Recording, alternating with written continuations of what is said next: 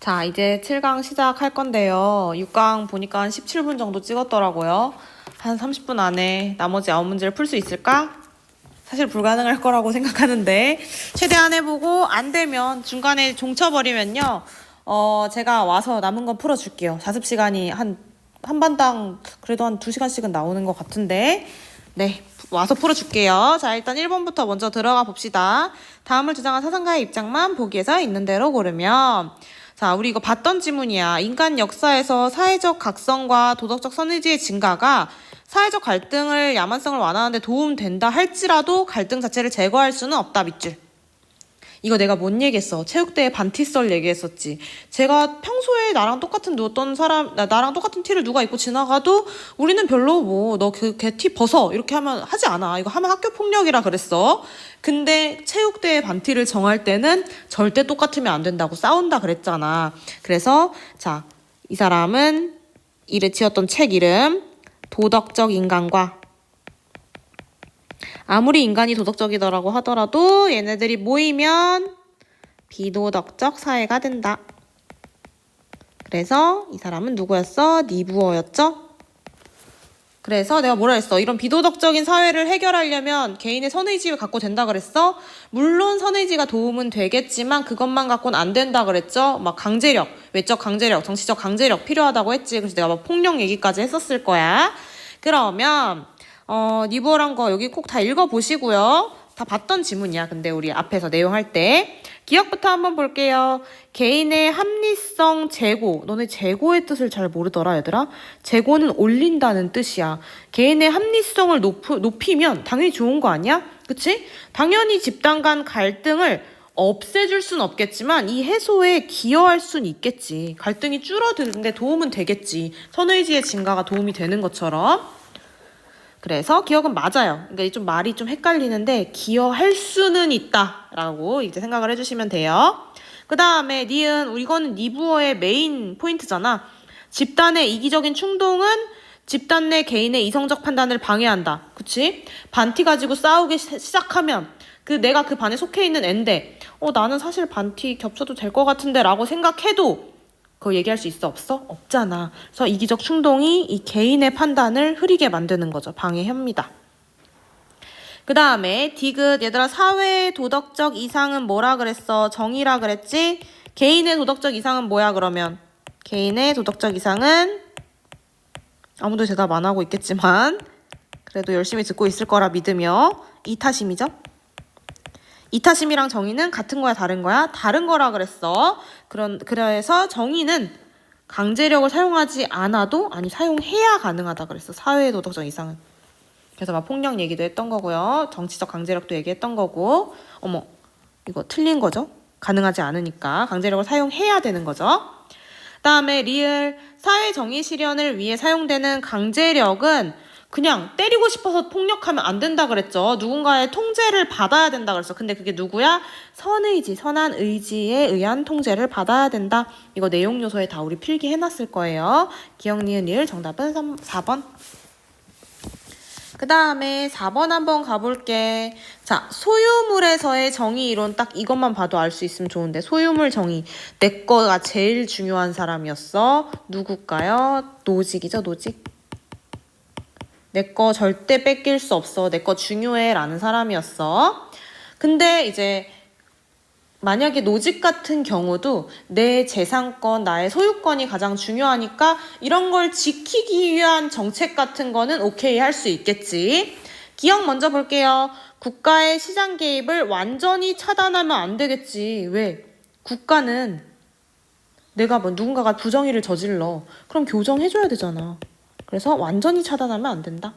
최소한의 역할만 하는 건 맞아. 최소 국가는 맞는데 완전한 차단은 아니다. 기억 틀렸고요. 그 다음에 니은 국가는 구성원들의 경제적 불평등을 완화할 필요가 없다니까. 내가 열심히 해서 내 거 많이 벌었어. 그럼 그거 내 거야. 넌 덜했지? 그럼 넌 그만큼만 가져. 이렇게. 오히려 이 경제적 불평등을 완화하겠다고 만약에 내 소유권을 침해하게 되면요. 오히려 이게 안 된다라고 얘기를 하는 거죠. 그래서 니은도 틀렸다. 그럼 디귿 개인이 자기 노동의 산물에 대한 소유 권리를 갖지 못하는 경우도 당연히 있겠지. 왜? 부정의하게 가져갔거나 뺏었거나. 그래서 이거 어떻게 정리를 해주시면 되냐면 부정의하거나 또는 타인이 누리던 혜택을 침해할 경우 이렇게 정리를 해주세요. 이런 경우에는 소유 권리를 갖지 못할 수도 있다. 그 다음에 리을 한번 보시면 자연적 자산의 평양에 따른 불평등. 예를 들어 누군가가 외모가 너무 뛰어나 혹은 뭐 능력이 너무 뛰어나 그래서 막 돈을 많이 벌거나 뭐 적게 벌거나 이 차이가 생겨. 근데 그거는 노직 같은 경우에 건들면 돼? 안 돼? 안 돼. 그래서 자연적 자산의 평양에 따른 불평등은 내가 취득할 때 정당했고 옮길 때 이전했을 때 정당하면 당연히 정당하다라고 여긴다. 그래서 디귿 리을이 정답. 5번이 정답이에요. 안녕하세요. 원래 같았으면 시작하자마자 이런저런 쓸데없는 얘기를 많이 했겠지만 지금 당장 이제 시험이 코앞이니까 문제풀이부터 바로 들어가도록 할게요. 하는 동안 졸지 말고 잘 들으세요. 자, 1번 문항 먼저 보시면 자, 볼게요. 선왕이 예를 제정했대. 우리 예라는 키워드 나오면 보통 당연히 누구다? 자, 순자라는 거 바로 알면 좋겠지만 만약에 못 찾았다면 여기서라도 사람들에게 귀함과 천함의 등급을 분별하게 하였다. 그러니까 능력이나 이런 가지고 있는 덕목 이런 것들을 구분해서 직분을 부여하는 건 보통 유교 사상가들은 다 그런다 그랬죠. 근데 유교 사상가들 중에 공자, 맹자, 순자 중에 예를 강조하는 건 순자다. 그래서 순자 찾아주시면 되고 그러면 보기부터 볼게요. 기억부터. 군주는 나라를 다스리는 사람은 사람들의 당연히 능력에 따라 직분을 맡겨야겠죠. 능력이 없는데 직분을 주면 안 되겠죠. 그래서 이거는 맞다. 그 다음에 니은을 한번 보시면 소인도 얘들아 소인은 세모 쳐볼까? 세모 쳤다는 건 도덕적인 사람, 그렇지 않은 사람, 그렇지 않은 사람. 소인도 하지만 수양을 열심히 해서 덕을 갖췄어. 그러면 당연히 대부. 대부는 뭐냐면 탁월한 사람인데 도덕적으로 탁월한 사람이겠죠. 여기에 탁월한 자라고 적어줄게요. 그래서 소인도 수양을 통해 덕을 갖추면 당연히 탁월한 사람이 될 수 있겠죠. 그 다음에 디귿 보시면 소인들, 소인의 계속 세모. 소인이 사람들 위에서 뭐 관직을 갖는다거나 갑자기 뭐 어떤 위치, 높은 위치에 올라간다거나 그래서 이런 것들 위해서 위세를 부리면 당연히 나라가 망하겠죠. 그래서 디귿도 맞다. 근데 리을 한번 봐봐. 군주는 모든 사람들 사이에 지위에 차등을 안 둔대. 유교는 차등 두고 구별하고 구분하는 거 좋아하는데 차등을 두지 않는 정치? 그럼 나라가 손상되고 망할걸요? 그래서 정답은 4번.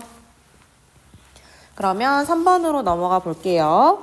국가를 구성하는 여기 딱 여기 보면 되겠다. 통치자, 방위자, 생산자 세 계층. 이렇게 계층을 세 개로 나누는 서양 철학자는 누가 있었나? 플라톤이 있었죠. 그래서 플라톤은 뭐라 했어? 얘네 각자 세 명이서 서로 참견하고 간섭하면 된다, 안 된다? 안 된다.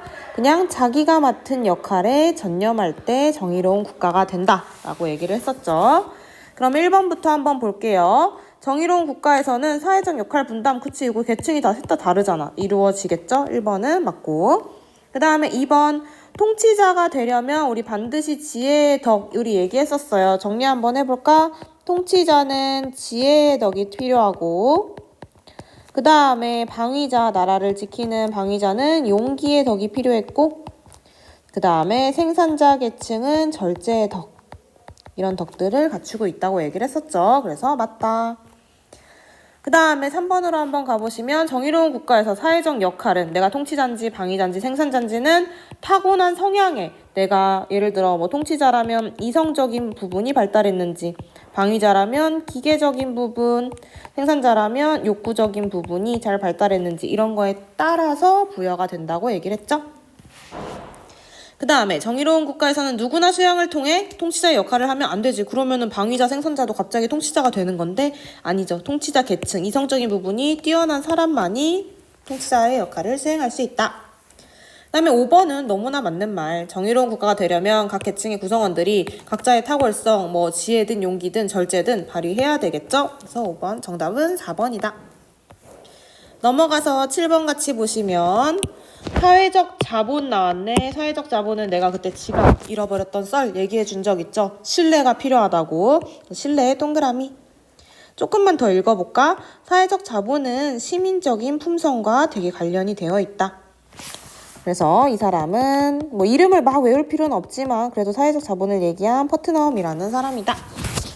그러면 기억부터 한번 볼게요. 사회적 자본이 축적되면 막 사람들끼리 신뢰가 쌓이고 네트워크를 믿고 그러면 당연히 시민의 청렴한 품성이 함양되겠지. 그래서 내가 지갑 그때 찾은 이유로 뭐라 그랬어? 나도 찾아줄 거고 언젠가 또 찾아주겠구나. 이런 것들 믿게 된다 그랬죠? 맞고요.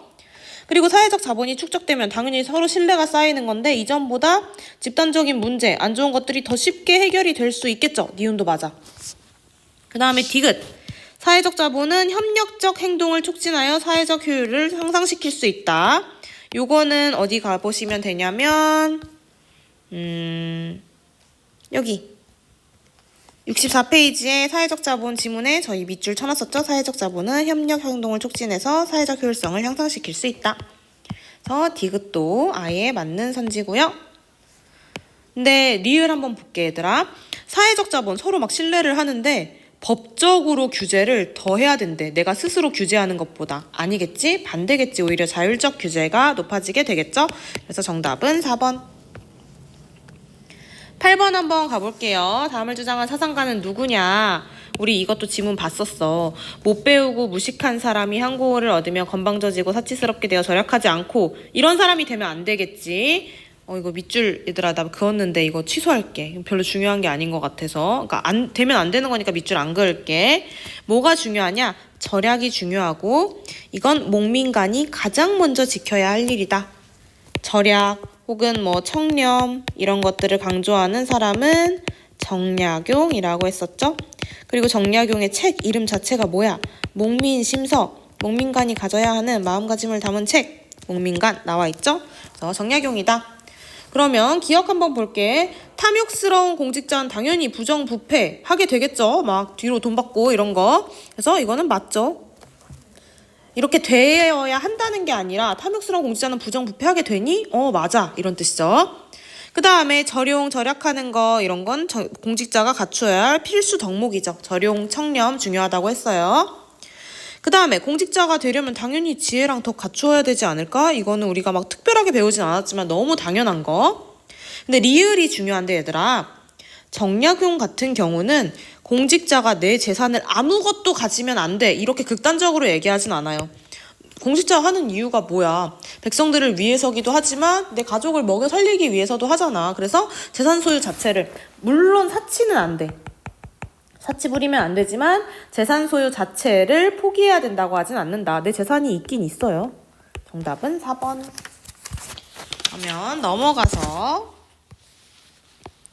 1번 한번 같이 볼게요. 갑. 사람의 몽에는 백공이들을 만드는 것이 다 필요한데 이거 다 안 읽어. 필요 없어. 뒤에. 대인이 할 일이 있고 소인이 할 일이 있다. 대인과 소인을 구분해서 말하는 사람은 유교 사상가 중에 맹자였다. 그리고 맹자는 대인이 정신노동을 해야 된다고 생각했고 그 다음에 소인이 육체노동을 해야 한다고 생각했다. 우리 다 배웠던 거야. 그럼 을도 한번 볼게요. 자, 군자라는 단어가 나오면 유교 사상가들 다 쓸 수 있는 말이야. 군자는 도덕적인 사람, 동그라미. 그런데 계속 읽다 보면 또 얘가 나왔네. 누구야? 맹자님이 나왔고 공자는 얘까지 그렇게 강조하진 않고 순자겠죠?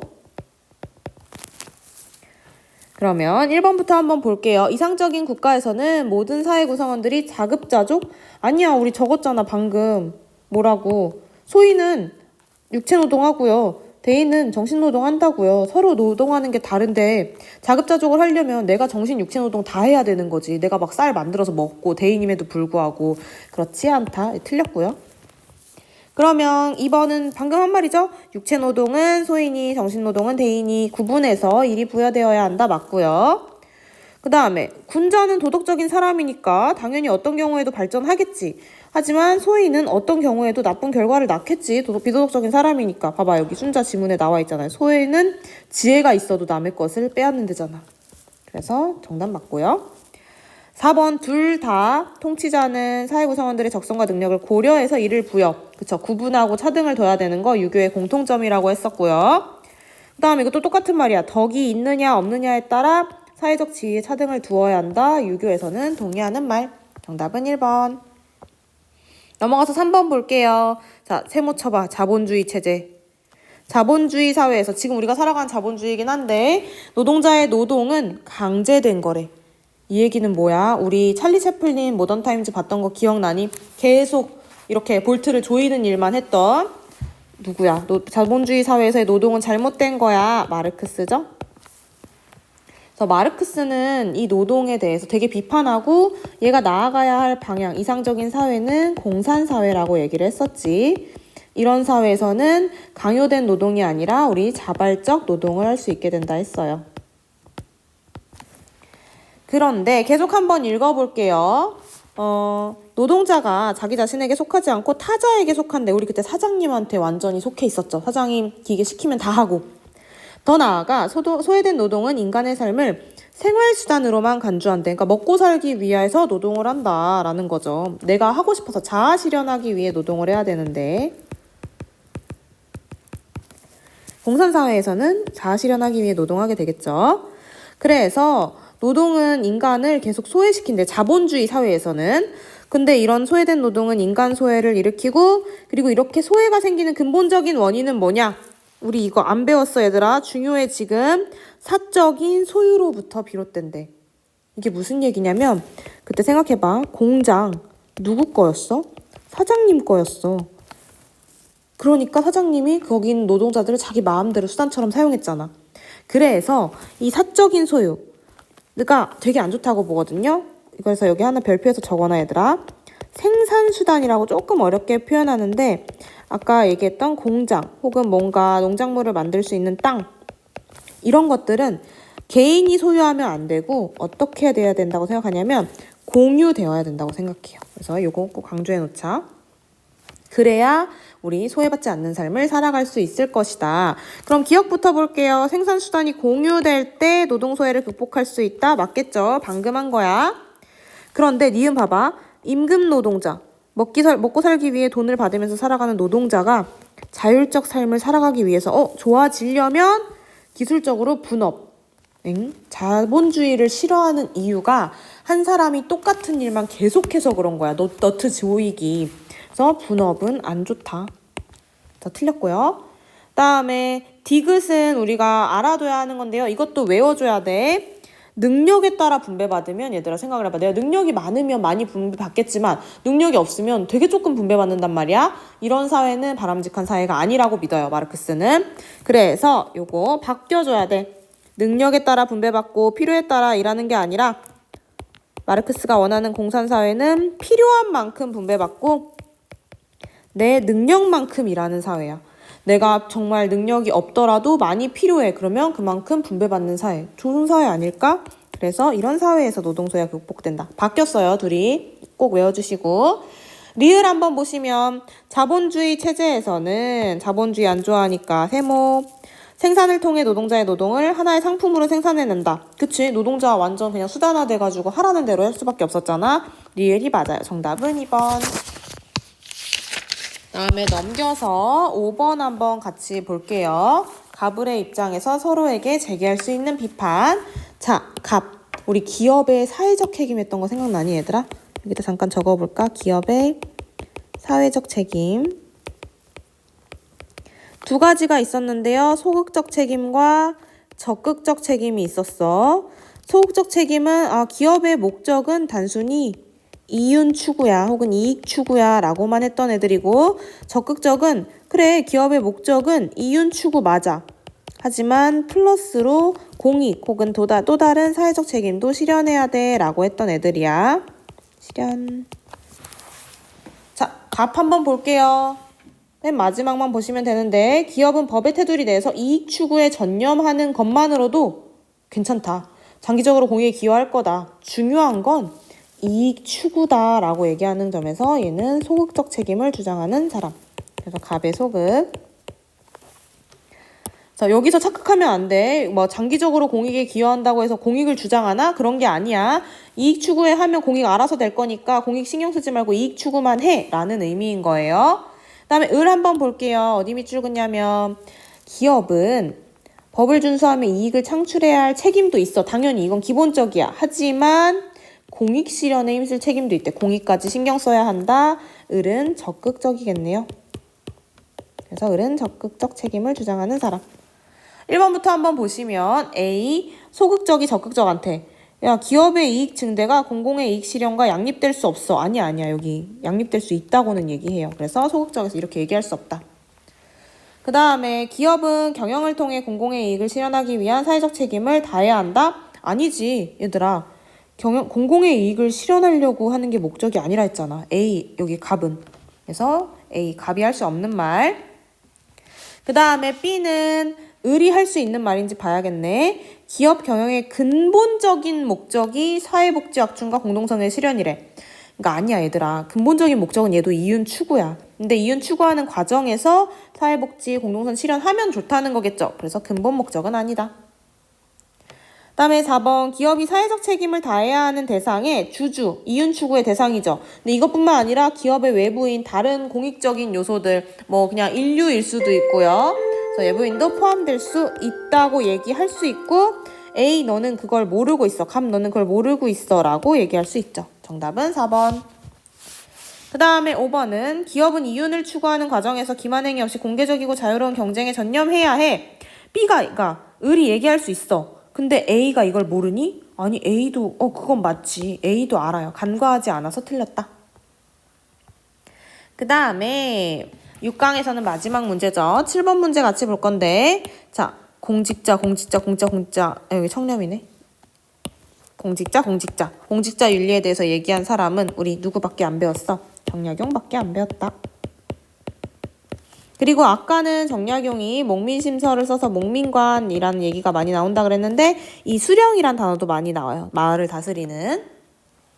그리고 뭐 청렴에 대해서 얘기하고 있네요. 그냥 바로 문제 해설로 들어갈게요.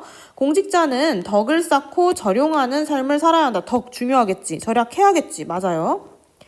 공직자가 청렴하지 못하면 지혜가 모자라기 때문에 내가 막 수업 때 멍청하기 때문이다 라고 했는데 맞죠? 근데 청렴과 무관해도 청렴하지 않아도 공직 수행할 수 있어? 말이 안 돼. 청렴 중요시 여긴다니까. 청렴, 절용 이런 것들. 그리고 청렴하고 지혜로운 공직자는 청렴함을 편안하고 이롭게 여기겠죠. 오히려 안 청렴하면 불편하게 여기는 거야. 네, 마지막 5번. 공직자는 청백리로 기억되는 것을 영광으로 여겨야 한다고 하는데 청백리라는 건 조선시대의 이상적인 관료를 청백리라고 한다. 외울 필요는 없어. 그냥 좋은 거야. 청렴, 근검, 도덕, 인의 이런 덕목을 중시하는 사람이다. 당연히 이렇게 되면 영광으로 여겨지겠죠? 청렴과 절용을 강조하는 정약용의 입장에서는. 그러면 일단 6강은 끝입니다.